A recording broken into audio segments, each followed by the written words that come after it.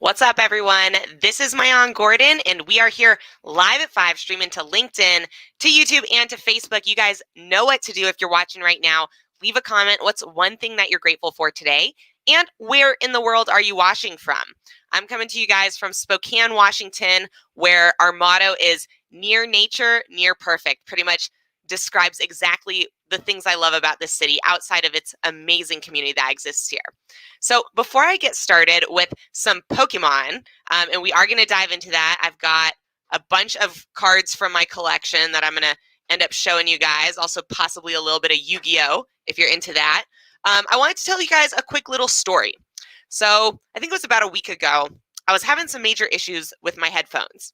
The sound wasn't working. I was plugging it in, plugging it out, trying to figure out what this issue was. And honestly, I thought they were broken.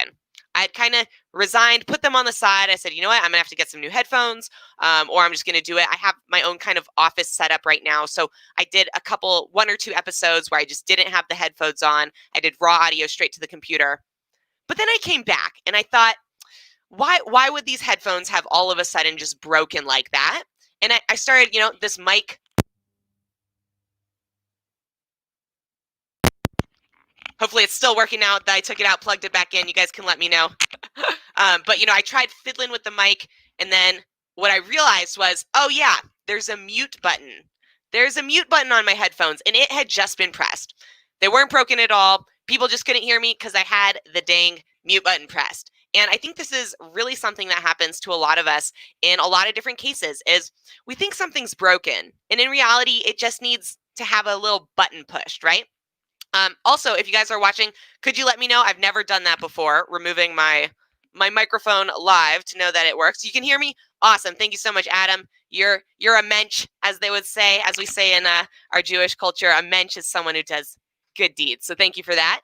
And let's talk a little bit about Pokemon. So I grew up at the exact right age for Pokemon. I think I was in 3rd or 4th grade when all the cards came out. I remember all the releases of the Game Boy games, which was very exciting. In school, I remember it was a battle which version you had. Did you have the red version? Did you have the gold version? Did you have the blue version? And everyone had their favorite Pokemon version of the game. And then we also would collect and play the actual game. We played the game outside of collecting cards. We were kids. We didn't know about collecting really yet.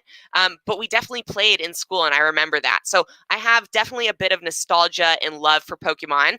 If any of you guys watching ever played Pokemon as a kid, or when you were younger, or if you play right now as an adult, definitely please leave a comment. So I'm going to show you guys some of the cards here. I believe this is one of my top cards. It is the holographic Charizard here, which it's not a shadowless version. So I'm pretty new to Pokemon card collecting. I don't know everything there is to know about it yet, but I know a couple things that I'm definitely willing to share with you guys. One thing is first edition. First editions are kind of the first series that were printed.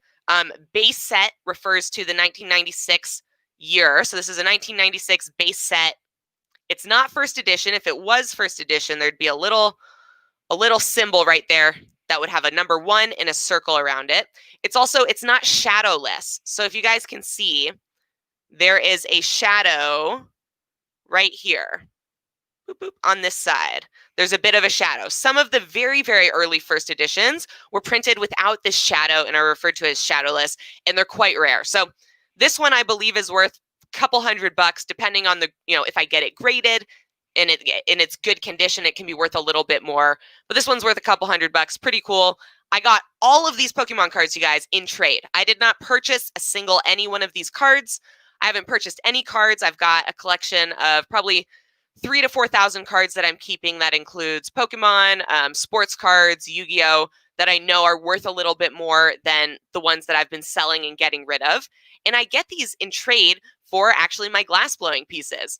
In addition to selling glass, I love to trade for it because 1, it's really a lot of fun. 2, it's actually a great way to come up in value sometimes. Honestly, people mostly will send me their collections and have no idea what's in them. They've been sitting at their dad's house for 10 years now, and they're happy to get rid of them for something that they're actually going to use and love. What's up, Lucas? Oh, yeah, blue version, Squirtle Squad all day. Love it, love it. We got Adam saying that he had so many once upon a time. And yeah, I think that's a cool thing about it is a lot of them are just lost in the ethos, right? There's tons of them that have been just thrown away because they were sitting in the garage and someone had to clean out their garage. Adam says he'd drop $250 for it. Hey, if you guys ever see a card you want to scoop from me or you're interested in my collection, definitely hit me up. I'm a business lady, and I'm definitely more interested in the transactional part than I am in actually ever keeping the cards. Until I figure out some really cool display, then I'll probably want to be keeping a bit more of them. But I'm really into these for the artwork, you guys. Like, this is a beautiful card. Like, the artwork on it. And of course, the holographic gets me every time. I love the shiny bling bling. Who doesn't? Let's throw a couple more cards at you guys. All right, so here's one that's like a newer version. This is called an EX card. So it looks a little bit different. This one is, I'm not even familiar with this Pokemon or like when it came out. Ampharos. I don't know the pronunciation. I've got my light on, so it's pretty bling. Let's see what happens if I turn my ring light off here, if we can get a little bit better visuals. Let's see. No, we'll keep the ring light on. All right, so another holographic, pretty good condition. A little flex on the bend. Another thing that people look at is called centering. So the back, if the image is centered really nicely on the card, that seems to be important. So we got that one. As you can see, I've got quite a nice bit of cards here. We got Aerodactyl. So they come up with some really fun names as well to these cards. This is another holographic. Do you guys have some favorite Pokemon, you guys who are watching? I even got some doubles. We got Magmar, which Magmar I'm familiar with. He is an older Pokemon in this newer EX version. Got two of those guys. A Mewtwo. I don't know if you guys remember, back when I was a kid, Mewtwo and Mew were like the shit. Like, those were the cards you absolutely wanted that nobody had. Nobody could get their hands on. So we got a Mewtwo right here. Pretty cool. We got the Hitmonchan. Got two of these guys. So anything that I have a double of, I would absolutely be interested to sell or trade, just because, like, what do I need two of them for? I'm definitely not like a hoarder type collector. I love looking at them for the artwork. They have some insane, and then there's some really interesting different types of holographics. So you'll notice this holographic has kind of well, maybe you'll notice. I need to figure out, let me know if you're watching right now and you know of other types of camera setups I can hook up with my laptop to get a downward visual. I don't know if you guys remember back old school in the day when you were in school, the overhead projectors where you'd have the light projector here, and they had basically like this plastic sheet, and they would do like math problems and other things on this sheet, and it would project onto the wall. I'm kind of looking for something like that for cards, for all sorts of things. I think it'd be really useful if I wanted to show you guys stuff on TikTok, to be able to do that down here from my phone where you're still getting the full visuals. So if anyone's techie out there watching this right now, definitely hit me up with some suggestions on upgrading my camera setup and equipment. I am always looking to improve kind of my studio space, things like that. Ooh, here's a different version of a Mewtwo, you guys. So this is an older version. I'll show it up next. Also a holographic. I'll show it next to the other Mewtwo so you can see kind of some of the differences there. Where did it go?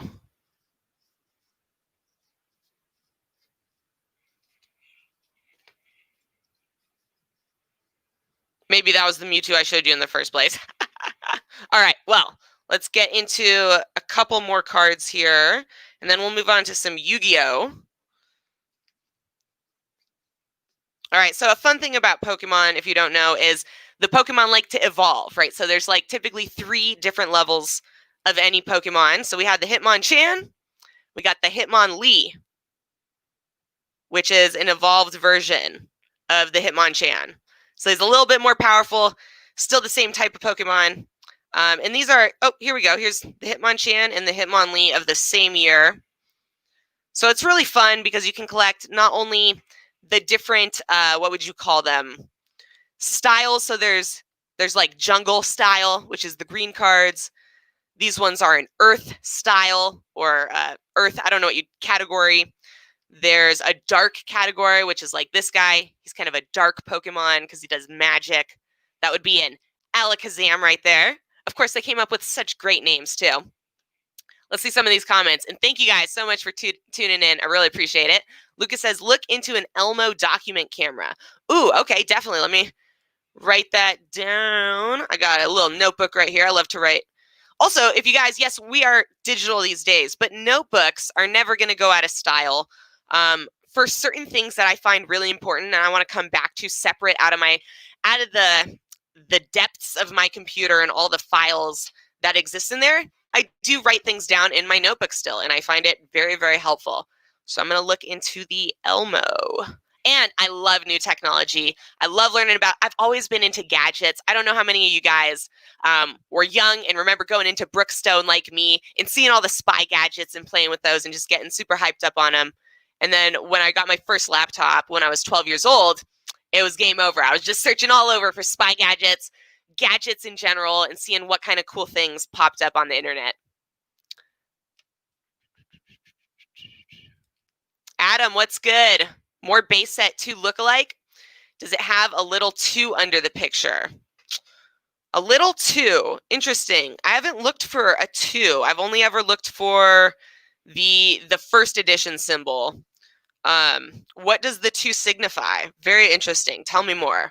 I'm always interested to learn. And if you're watching this, oh yes, I see what you're talking about. The 2 with the Pokemon thing. What does that mean? Tell me.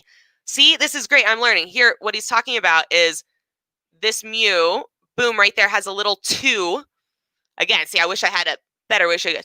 It's a 2 with a little Pokemon symbol, and clearly that means something. Versus when it doesn't have that. For example, this one instead has a little fossil symbol right there. It's like a little fossil footprint. So I'm still learning. There's a lot to these cards. There's even, I've just been recently learning about, there were different releases in different countries. So when these cards came out, they were released all over the world, but they were not released simultaneously. They got released in different countries at different times, and sometimes had different slight variations that made them more rare or interesting to people. Jorge, what's good? You learned how to play a little bit both back in the day. Brings back some of the YMCA days. Awesome. We're all ambitious for something. Love it. Love it. Base set 2 was a reprint of the original base set. Okay, very cool. So I'm guessing the ones with the little 2, not as valuable as the ones without the little 2. Luckily, I got a bunch of both. So, example, this one has no underlying marks there. But again, it's not shadowless. It still has the shadow. I think the shadowless ones are really hard to find. Very rare indeed. And let's get into a little Yu-Gi-Oh right now. So I also played Yu-Gi-Oh when I was a little bit older, probably more into my teens there, 16, 17, 18, when I was getting into Yu-Gi-Oh.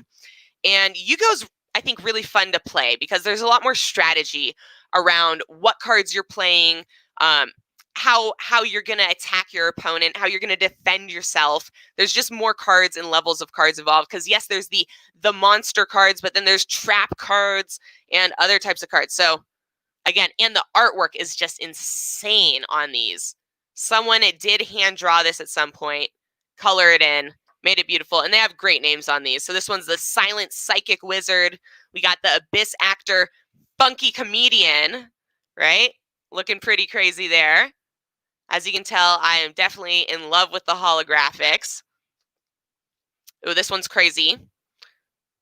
It's a special type of holographic where you guys can't see from here, but the holographic foil, it's like striped instead of being, they all have different styles. So this one is just a straight kind of reflective coloring versus this one is actually something called, I looked this up, it's called a shatter foil. So again, it's really hard to tell from the video. But the way that the holographic is, it looks almost like the picture is shattered through holographics. It's called a shatter foil. And I don't know what the name of this one would be. I imagine it's got a special name, but it's got like a striped kind of holographic effect going on. Other ones, like this one, are a special type of gold holographic. So it's got a gold rim all the way around the card instead of a normal black rim. So normally the cards have a black outline around there. So you can see around the green, there is black on that one. But then some of them have gold, like this one. So this one's called, oh man, and so then also there's different levels with the Yu-Gi-Oh one. So you can have just the middle part of the card be holographic, like this one, and the lettering up top is still going to be just white. Or you're going to get this crazy one, which is called Graf Malebranche of the Burning Abyss.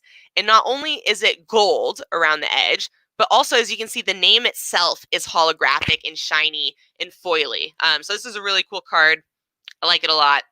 There's a lot, and then there's ones like this where it's almost like a silver foil, like an old school silver foil painting, or not a painting, but you guys know those silver etchings. And this looks a lot like that. This one also, again, other differences. There's these stars up here, which would denote, I can't quite remember if these stars were how many other like power points you needed. There's some other like power-ups that you needed to play them, but that's foiled on this one as well. And then there's some so I know that there's some classic ones that are really valuable in Yu-Gi-Oh! One would be Blue Eyes White Dragon. And again, for each of these cards, there's way more versions, at least to my knowledge, of Yu-Gi-Oh! Cards than there are of individual Pokemon cards. So just of Blue Eyes White Dragon, there's like at least 20 different versions that all have very different slight variations. But this is a very important card. I've got several different versions of the Blue Eyes White Dragon, which again is pretty fun to just collect them, see all the differences. They all have great names: Shadow of the Six Samurai, Dragunity Pilum, Hieratic Dragon of Sutek. So a lot of dragons. You might not be able to tell. I like dragons a lot. They're super cool. Kind of falls in line with my whole glass blowing thing, but also I like wings. Dragons have these awesome epic wings. They breathe fire. They're just, what's not to love about a dragon? What's up, Chris? Thank you for tuning in. The new Toon Chaos set, awesome, he says, is amazing. Is that a newly released set? So that's the cool thing about these cards and collecting them as well, is that they're still coming out with new cards. And it's really something I think that is fun to do either with your friends, connect with other adults over something that is a little bit more nostalgic and childish than, let's say, straight up business. Or if you have kids of your own, this is such a fun thing. And I am super, super excited to get into Yu-Gi-Oh! And Pokemon and all the other cards that may be when I have kids, and kind of share my love, grow my love through their love of the cards as well. I think you'll find that kids resonate with cards and artwork and games in a really unique and different way than a lot of us adults do, that give us a much better appreciation for it. Oh, hey, Adam, definitely, yes. Adam says he's going to paint me something in exchange for glasswork. Absolutely, you guys. I love trading, especially with other artists. I'm really starting to try and build up my art collection here at my house. I really, really appreciate other artists' hard work and creativity. And I like to surround myself with art so that I can kind of always feel that appreciation in my workspace. So this actually brings me into a very relevant topic to most of you guys, is ask yourself, how much art do you have in your workspace, in the space where you spend, hours and hours every single day? If you don't have any artwork, that's okay. But I would like to make you aware to the fact that it will make your life better if you put some art in your space. If you put some things in your workspace that really make your environment more friendly towards you, more relaxing, more creative, more of whatever it is that you want to feel, make sure that your environment is helping you achieve that. So I've got, I've got a picture. I'll go grab it real quick, you guys. I'm going to grab a picture because pictures are great. Pictures from good times you've had, pictures of people that you really love. So I love this picture, and it's actually in a gorgeous little book that says Las Vegas. But Ben and I were sitting and just having a really nice dinner at one of the fancy Vegas restaurants that we love to go to. When we're down in Vegas, eating out is definitely something we really enjoy. Vegas has such phenomenal food, and we were just sitting enjoying ourselves. And someone came up to us who's a professional photographer and said, "Hey, would you be interested in me taking your photo?" It wasn't something we planned, just an on the spot random thing. And she took some really, these are really good photos of us. I'm not that photogenic, but these came out really phenomenal. And now I have this to look at and remind me of that amazing dinner, remind me of that amazing time every time I want to look up at it. So I definitely suggest, if you haven't yet really put some time and effort into optimizing your work environment, it really pays off some big dividends. That's awesome. Adam says that his workspace is covered with all the art he's been making in quarantine.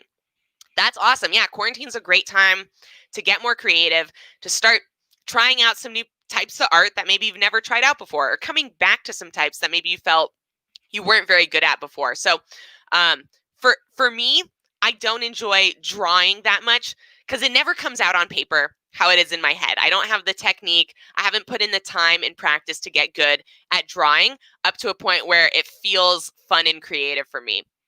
But something new that I've been leaning into is origami. I think origami is super fun.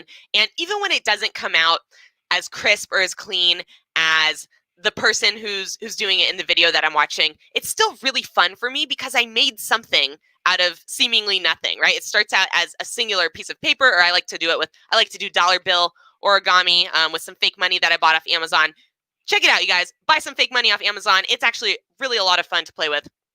Great to use in your videos. If you are struggling, you don't know what to use in your videos, buy some fake money off Amazon, incorporate that into your videos. Kids do not know. They are clueless that this is fake money, despite it having lots of markings that these Chinese markings that clearly indicate it's not real. There's a fun shock factor, and people be like, no, you're wasting money. I kind of want to do one.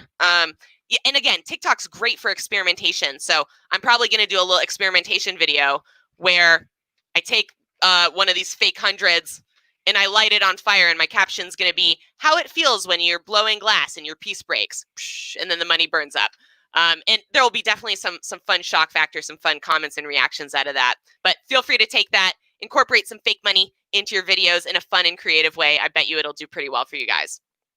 All right, so we're going to close it up on this episode where we're showing you some some Yu-Gi-Oh! And some Pokemon cards. If you're interested to kind of get a video of what I have available, or you're seriously interested in purchasing or trading any of these things, definitely hit me up. And also, I think next time, if you guys are interested, we'll do a sports cards episode. I'm way less knowledgeable about sports cards. I have basketball, hockey, football, baseball, partly because there's so many sports to really even know about, but I have both graded cards and non-graded cards. So I'm definitely going to pop on, do an episode probably next week where I show you guys some of those cards. If you know about sports cards, definitely please join me. I'd love to learn from you guys, hopefully during this episode, or if you know anything about them, shoot me a message after this and teach me your wise ways. Learning is something that we should all never, ever get tired of. We're never too old to learn. It's something that expands our mind and our brain in so many ways. I really do believe that me putting some time into learning about these Yu-Gi-Oh! And these Pokemon cards makes me better at business. You might think, how is that even possible? It's because everything you learn makes you better at business. And in fact, being an entrepreneur, being a business owner is really just about coming up with creative solutions on a daily basis, isn't it? It's about facing problems and coming up with solutions for them. So I encourage you guys to pursue all of your curiosities, pursue all of your passions, pursue all of your interests, because in the end, it really does help you towards your main goal of, let's say, creating a better life, creating more happiness, and creating a better business. I hope you guys have a fantastic rest of your night. And please hit me up if you have any questions at all.